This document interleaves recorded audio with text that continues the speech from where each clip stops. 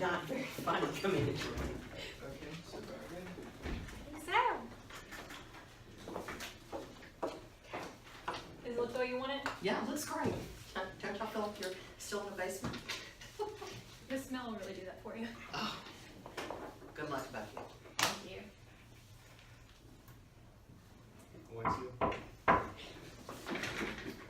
Oyez, oyez, oyez. All persons having business before the Northern District of Tennessee are admonished to draw near and give their attention. The court is now sitting. The Honorable Judge Hernandez presiding. God save the United States and this honorable court. The first case is Governor Alexis Martinez. Thanks, Steve. Before we begin, defendant, can I get a name? Sam Newman. Plaintiff. Alexis Gulliot, G-U-I-L-L-O-T. G-U-I. L-L-O-T. Okay.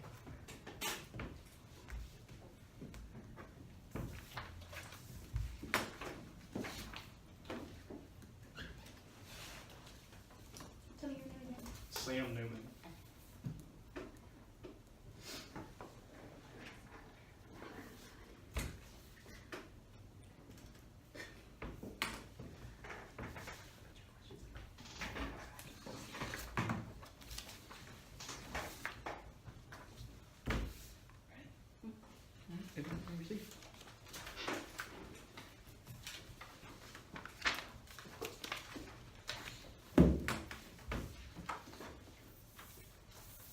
Good afternoon, Your Honors, and before I begin, I'd like to reserve 2 minutes for rebuttal. So, Sir. Your Honors, my name is Sam Newman, and I'm here today on behalf of the defendant, Mr. Wally Martinez. I stand before you today in an effort to preserve one of the cornerstones of the American judicial system, that being one who seeks equity must do equity. While you may not look favorably upon the actions of my client, that should not deter you from recognizing the ancient truth that two wrongs don't make a right. Thus, it is our prayer that you would grant this motion to quash service of process and dismiss this case because the plaintiff acted fraudulently in an effort to make my client enter and remain in the state of Tennessee for the sole purpose of making him subject to service of process. Your Honors, would you like a brief recitation of the facts before I proceed? yes. My client, Mr. Martinez, came into the possession of some tapes which were in reference to some therapy sessions that the plaintiff had had with her psychiatrist. Now, the plaintiff was seeing a psychiatrist because she had been involved in a shooting. She was a police officer in Dewey City, New York, and was involved in a situation where she shot and killed a suspect while in her custody. In an effort to try and get the tapes back from my client, she has asked him to come to the state of Tennessee for the sole purpose, again, of what she said was to get the tapes. She said she had some information regarding the shooting where she claims that there's some big conspiracy where the police have all... So these tapes, of Miss Coburn, were they personal? Did they just involve the shooting? I mean, what were these tapes? Your Honor, we haven't. I haven't heard the tapes. However, from what I understand, the information on the tapes is a recording of the doctor and the plaintiff's therapy sessions. So there is some personal stuff on there. But the only information that my client has any desire to look into is the things regarding the incident. So, for the sole purpose of establishing jurisdiction, the plaintiff asked my client to come to the state of Tennessee. Did she ask him to come to Tennessee, or did he volunteer to come to Tennessee? So my client initially asked the plaintiff if she would come to New York. She declined. She said she couldn't afford it. My client offered to pay. She said that she didn't want to come to the state of New York. She said the only way that she would be open to discussion of negotiating about the tapes would be if he came to New Taft, Tennessee. So on April 8th, my client did arrive in New Taft, Tennessee, at which time they had a discussion about the tapes, and the plaintiff told my client that she did not have the tapes in her possession. She actually did. She lied to my client. And on the 9th, the next day, they had a meeting at which time my client was served with process by a process server who was sitting outside of the attorney's office they were at. So I guess had they decided, because I guess what you're saying, she wouldn't go to New York, but she wanted to meet face to face, correct? Yes, sir. She didn't. Did she actually say, "Hey, you have to come to Tennessee"? She did. She said the only way that we can meet is to have a face-to-face meeting in Tennessee. In Tennessee. Okay. Let's say they decided to meet in Texas or Mississippi or anywhere else, would we still be looking at these issues today? We would not be looking at this particular issue if they had met at a juncture of common ground. But because he was fraudulently induced into the state of Tennessee for the sole purpose of having him served with process there, is why But we're. he's a journalist, correct? He is a journalist. And that's his job. That's his job, correct? Okay, so I can see from the record that he's written multiple stories about Ms. Coburn. That's in his correct. past. Isn't that just part of how he makes his living? Part of how he makes his living is writing stories about police brutality and things of that nature, but part of his job is not traveling to a juncture for the purpose of being served with But it's process part of there. his profession to get on that plane, find out that information, correct? It is his job to do investigative journalism. But, Your Honors, for the sole purpose of having him served with process, my client came to Tennessee. And according to the case of Tickle v. Barton out of the Supreme Court of West Virginia, personal service by fraud, trickery, or deceit is not sufficient on a person so served. So where is the fraud, trickery, or deceit in this case? So the plaintiff claimed to have these documents that were newsworthy about this alleged conspiracy. At the first day's meeting, she later testified that she had the documents in her car, but told my client that she had that somebody else had the documents and they'd have to meet the next day. Okay, that's the second. I'm guessing. I'm still trying to figure out how did she get him here into Tennessee? She said she had the documents, but there's no evidence that these documents exist. So she didn't show Mr. Martinez any documents? She showed him some documents, all but one he had seen before, and the one that he had not seen before did not contain any new information. So is this all then based on the fact that it wasn't just new documents? Like, is that, I'm guessing, like, had they been new documents, had there been new evidence and she showed them, would we be then in this position today? If there had been new documents and it had been newsworthy, I think they could have made an exchange, in which case we would not be here today. She would be in possession of the tapes and my client would be in possession of this newsworthy information. However, there is no evidence that such information exists. Because she lied, she acted fraudulently. Further, the invitation she extended was for the sole purpose of having him serve the process. If all she wanted to do was make an exchange of documents, she could have emailed or snail mailed those documents. Didn't she offer to pay money for these documents before your client? She offered to pay money for them. So she negotiated then before, like you're saying, all she had to do was these things, but she offered Mr. Martinez money for these tapes, correct? She did offer him money for the tapes. So But why is this not a business negotiation? because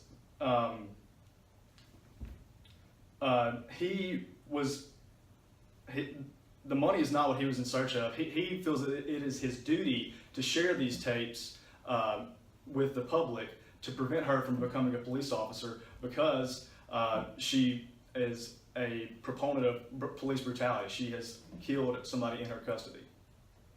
But back to the invitation, according to the case of Gazzetta versus Gazzetta,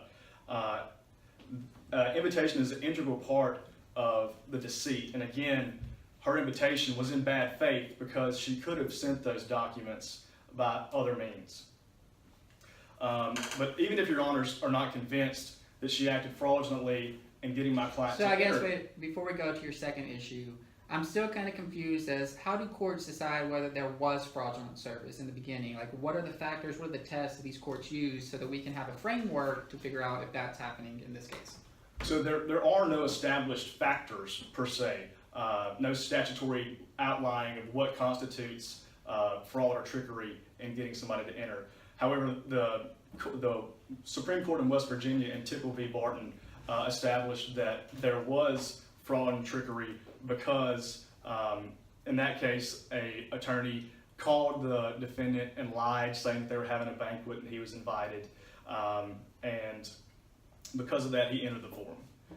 So it is up to the court's discretion to establish what actually constitutes fraud.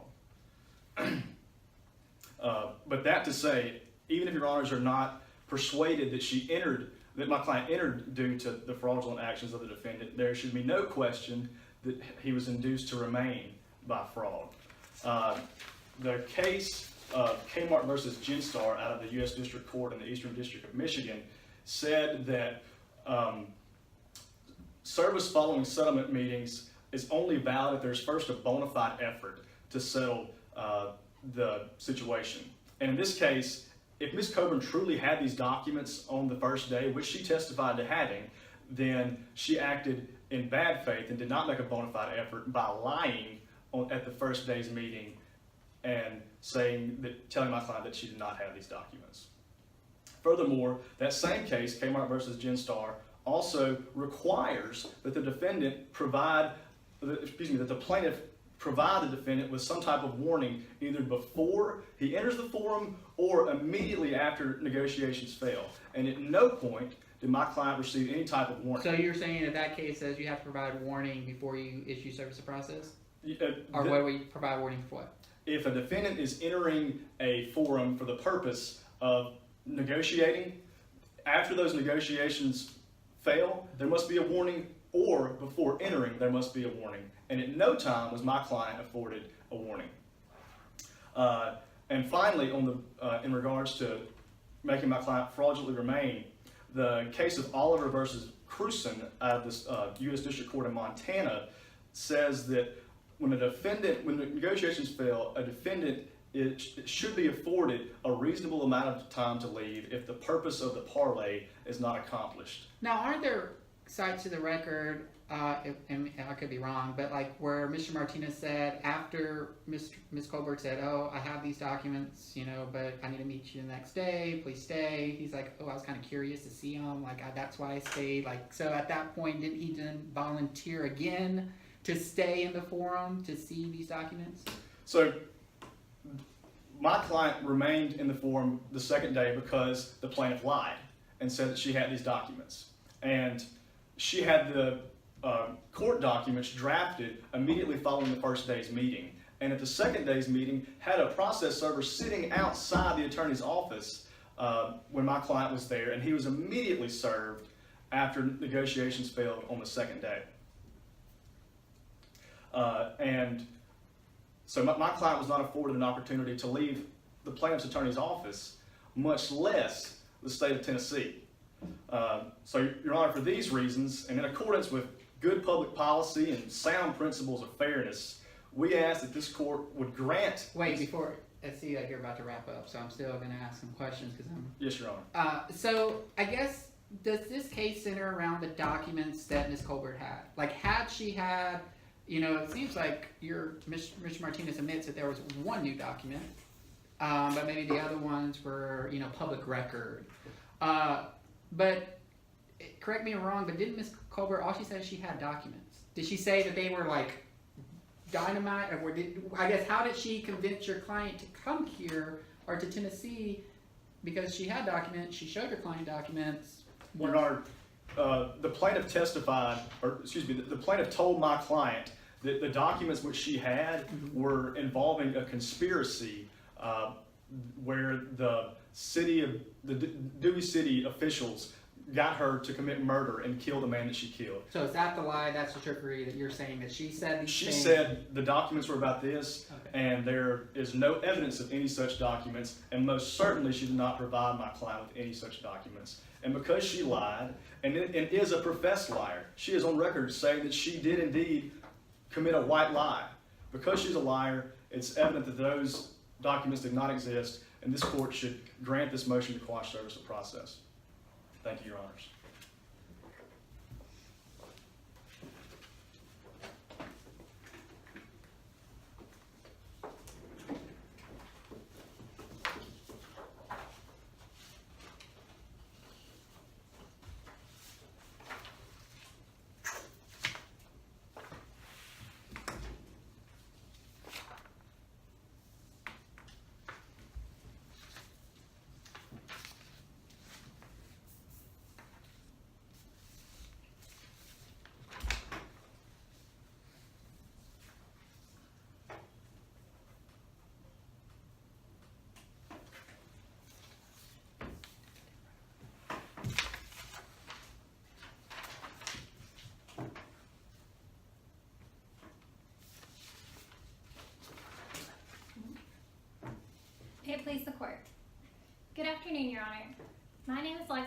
Gulliot, and I represent the plaintiff, Ms. Mary Jo Coburn, today in the case against Wally Martinez, the defendant.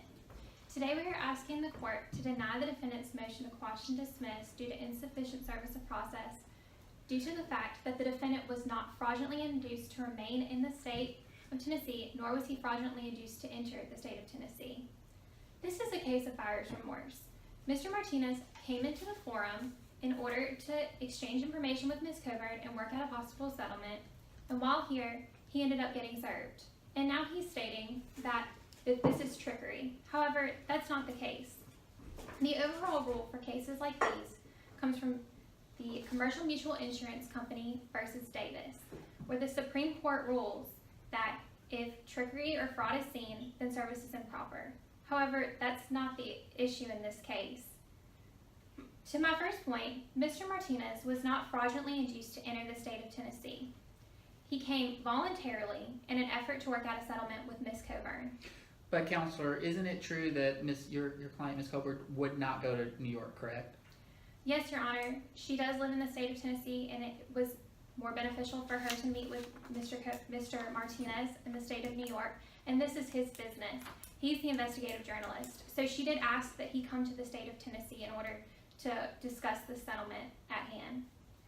And the court rules that in order for entrance to not have fraud present, then the entrance has to be voluntary. The case that this comes from is Babadoo versus Abamir, which is a divorce case where Mr. Babadoo came to the state to see Miss Abamir in order to see their child and confront her. And once he was present, she had him served. And the court ruled that that's okay because he came voluntarily. That's similar to our case. Mr. Martinez came voluntarily into the state of Tennessee to meet with Ms. Coburn. But I think, oh, go ahead. Go ahead. Well, so it's in the interest to encourage settlements outside of court, correct? Yes, Your Honor. So wouldn't this set a bad precedent to allow service in a case like this? Your Honor, this is an issue that should be seen on a fact-specific basis, on a case-by-case basis. This is over private, confidential information that Ms. Coburn has. This is not necessarily a public policy issue due to the narrowness of the facts seen in this case. So going back to the point where you were saying that trickery, in that one case that there was no trickery and how the husband came to the state voluntarily and then he was served. In this case though, I believe, like you said, your client would not go to New York, and your client also offered some documents to Mr. Martinez, and so how else was he supposed to get these documents? I mean, didn't he have to, like, your client then said, okay, well, in order for me to give them to you, you have to come to Tennessee? Your Honor, she did ask him to come to the state of Tennessee to work out a settlement. Mr. Martinez was the one that had the tapes. He possessed all the power. He had the decision to not come to the state. He wanted information from her in order to discuss this settlement. So he was the one that had all of the cards in his hand, metaphorically speaking. Therefore, when she asked him to come, it was her intention to work out a settlement with him, and therefore he came voluntarily. But your client also, and again, this is just based on what opposing counsel was saying, correct me if I'm wrong, but that Ms. Colbert said, well, the documents that I have go to conspiracy, go to something where the police wanted her, or, conspired to commit murder, correct? Something to that effect? Yes, Your Honor. Okay, but was that what the documents actually entailed? Your Honor, the document she provided she stated that the documents she would provide at the second meeting contained that, but not the first meeting. The first meeting, the documents she claimed to produce, she did produce. She brought them. He stated that they were not new information. But Ms. Coburn is not a journalist like Mr. Martinez. She does not know what's relevant to the article he's writing. She does not know what he has seen and what he hasn't seen. Therefore, she could not know that it was not new information for him. Which also goes into the issue of intent, which is another issue the court has ruled on in regards to fraud and entrance. In the case of Guzetta versus Guzetta, which is another divorce case, Mr. Guzetta came to the state of Ohio in order to see his ex-wife and to see their child. Once he arrived, he informed her that he was going to get remarried, and Ms. Guzetta got upset and had him served. And the court ruled that that's not fraudulent because it was not her intent when she asked him to come to have him served. That's similar to our case. Ms. Coburn did not ask Mr. Martinez to come into the forum to have him served. It was not her intent. Her intent was to work out a settlement with Mr. Martinez. But the intent changed, did it not? When at the end of that first meeting, did not her intent change? Okay, well, I need to keep him here so that I can have him served. No, Your Honor, her intent did not change. She merely had the service processor present as a backup plan. Her initial goal is to reach a settlement, which is why at the second meeting on the second day, she went in and first met with Mr. Martinez for a brief period, and at that point she realized that a settlement may not be possible, and that is when she decided to have him served. Which goes into my second issue of Mr. Martinez was not fraudulently induced to remain in the state of Tennessee. He had a chance to So leave. just before we go into that, so if we find in your favor for, I guess, the first part, like if we say, okay, you know what, the defendant was not fraudulently induced to come to Tennessee, do you win? Yes, Or do we still have to look at the second issue? Your Honor, I believe we still have to look at the second issue, but it is possible for her to win on the first issue. Due to the lack of fraud in asking him to remain, Mr. Martinez stayed overnight in the state. He had a chance to leave after the initial meeting, and he didn't take it. The case of Kmart versus Genstar was a case where a plaintiff and a defendant were in the midst of settlement negotiations, and the defendant was served when he immediately stepped foot off the plane, and the court ruled that that's fraudulent. However, Mr. Martinez had not just stepped off the plane in the state of Tennessee. He had been here for 24 hours. They had already had an initial meeting, and he had chose to stay. But he chose to stay based on Ms. Colbert's representation that the documents would have been new and about this conspiracy, correct? Yes, Your Honor, she did state that she had additional documents, which she did plan to provide when she discussed a settlement with him. However, he did not have to stay. The second meeting was not mandatory. And after he was served, he even said, I knew this was going to happen. He stated that he knew that this was a possibility of staying in the state, and he still chose to stay in the state of Tennessee. Also, the case of Oliver versus Crunson was another case where a plaintiff and a defendant were in the midst of settlement negotiations, and the defendant was served immediately when he stepped foot off the plane. And once again, the court ruled that you have to give the defendant reasonable time to leave the state. But the court does not say what reasonable time is. And one could state that 24 hours, which he had after their initial meeting, would be reasonable time to exit the state of Tennessee. Also, So then you're saying that there is, 'cause I know opposing counsel did say that, where you have to give them reasonable time, you have to put them on notice that they're about to get served. So you're saying that that's correct, like you do have to give them reasonable time before you serve them, yes? yes, Your Honor. So in this case, then you're saying 24 hours is enough in order to effect service of process. Like you gave him 24 hours notice that I'm going to serve you, so that's enough. Yes, Your Honor. Also, the court deals with the issue of a bona fide effort in terms of the remaining in the state. They say that if there's no bona fide effort to reach a settlement, then fraud is present. However, Ms. Coburn did make a bona fide effort. In regards to opposing counsel's statement that she could have emailed or mailed through the Postal Service her documents, this all started over confidential therapy tapes that were leaked through her therapist to Mr. Martinez. Therefore, due to the sensitive and confidential nature of the information at hand, she was not comfortable, and it was not practical to expect Ms. Coburn to mail or email the information which Mr. Martinez was requesting. Also, Ms. Coburn did bring the documents to the initial meeting, and Mr. Martinez stated that they were irrelevant. But Ms. Coburn held up her end of the deal. She brought the documents which she stated she was going to bring. But didn't she also tell Mr. Martinez that someone else had the documents and that she needed to retrieve them, but in reality they were just in her car? Yes, Your Honor. So how is that not deceitful, trickery, like trying to keep them there? Your Honor, she did plan to give him these documents at the second meeting. However, she wanted to meet with him again in order to discuss the documents and reach a settlement before she handed them over at the first meeting in order to protect herself, because Mr. Martinez was once again the one who was in possession of her therapy tapes, was the one who was holding the power in this settlement. Therefore, she had a backup plan of a service processor, but once again, it was her intent to work out a settlement with Mr. Martinez. As I've stated, this is a case of buyer's remorse. Mr. Martinez came into the state for work and was served. And once here, he realized that he was not deceived into coming into the state. However, he was served, and now he's trying to claim fraud. However, due to the fact that Mr. Martinez was not fraudulently induced to enter the state of Tennessee, nor was he fraudulently induced to remain in the state, today we are asking the court to deny the defendant's motion to quash and dismiss due to insufficient service of process. Thank you.